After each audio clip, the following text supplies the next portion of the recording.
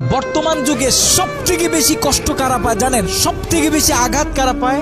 যারা মানুষকে খুব সহজেই আপন করে নেয়। বর্তমান যে যুগ, এই যুগে মানুষ মানুষের বিশ্বাস করে কেমনে? যেখানে সন্তান সামান্য স্বার্থের কারণে তার বাবার মৃত্যুর পরে তার বাবার লাশ ফালায় রাখে বাড়ির সামনে, ওইখানে তোমার বন্ধু বান্ধব, তোমার প্রিয়জন তোমার জন্য যে জীবন দিয়ে দিবে, এটা তুমি বিশ্বাস করো কেমনে? How can it possible? এটা কিভাবে সম্ভব বলো? মনে রেখো, people this day can not be trusted. বর্তমান যুগে আর যাই হোক, মানুষকে বিশ্বাস করা যায় না। বর্তমান যুগে মানুষ সব থেকে বেশি মানুষের সাথে প্রতারণা করে, মানুষের মন নিয়ে খেলে। এই যুগে মানুষকে বিশ্বাস করা যায় না। ভুল মানুষকে বিশ্বাস করে নিজের ক্যারিয়ারটাকে নষ্ট করে দিও না। তোমার ক্যারিয়ারের দাম আছে। আজকে তোমার কিছু হয়ে গেলে তোমার পুরো ফ্যামিলি অস্তিত্বহীন হয়ে যাবে। বর্তমান রাস্তাঘাটে যত পাগল দেখেন, আমি মনে করি 3/2 মানুষ পাগল হয়েছে কোনো না কোনো প্রতারকের কারণে, কোনো না কোনো বিশ্বাসঘাতকের কারণে। তাদের জীবনের খবর নিয়ে দেখেন, কেউ না কেউ তাদের বিশ্বাস নিয়ে এমন ভাবে খেলেছে, তাদের বিশ্বাসকে ভেঙে টুকরো টুকরো করে দিয়েছে, যেটা তারা কোনোভাবেই সহ্য করতে পারে নাই। সেই কষ্টে দুঃখে